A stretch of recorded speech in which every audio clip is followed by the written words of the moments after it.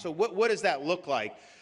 I was in getting ready for this debate, I started looking at some of President Reagan's speeches and some of his writings just to kind of get myself in the frame of mind. I actually thought they may ask a question about Reagan's legacy. They didn't. They were asking, I don't know what they were asking, but that's okay. You know, I just roll with the punches. I'm there. I'll handle whatever they throw at me. But so I started doing it, and I read his farewell address.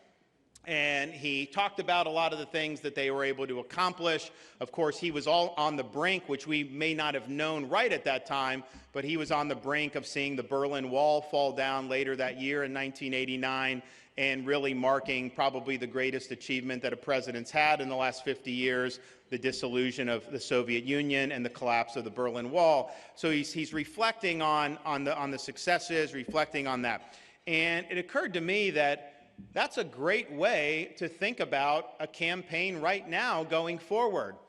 What would I want to be able to say to you looking into the camera in January of the year 2033, after serving 2 terms and being able to address the people on my way out the door, hopefully handing it off to a worthy successor?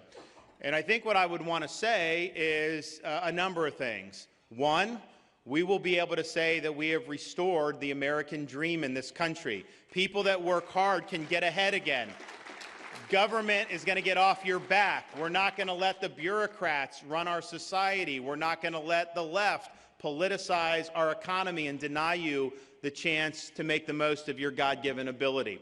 We'll also be able to say that our country has reclaimed and restored its national sovereignty, because we will have a border that is airtight, that is secure, and is not allowing Mexican drug cartels to poison people throughout this fruited plain. And this is not something, look, addiction's a tough thing. We've actually, in Florida, have a program. We're the only state in the country, I believe, in the last year that's seen a decline in overdose deaths because of how we've tried to go and help people.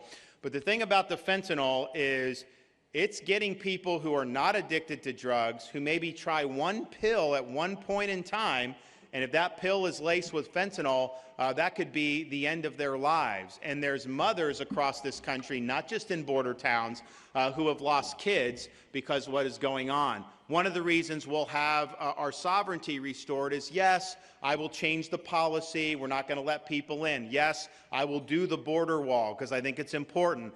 But I will be willing to use my powers as commander-in-chief to use deadly force against the Mexican drug cartels. They're killing our people. It's time we leave them stone cold dead at the border.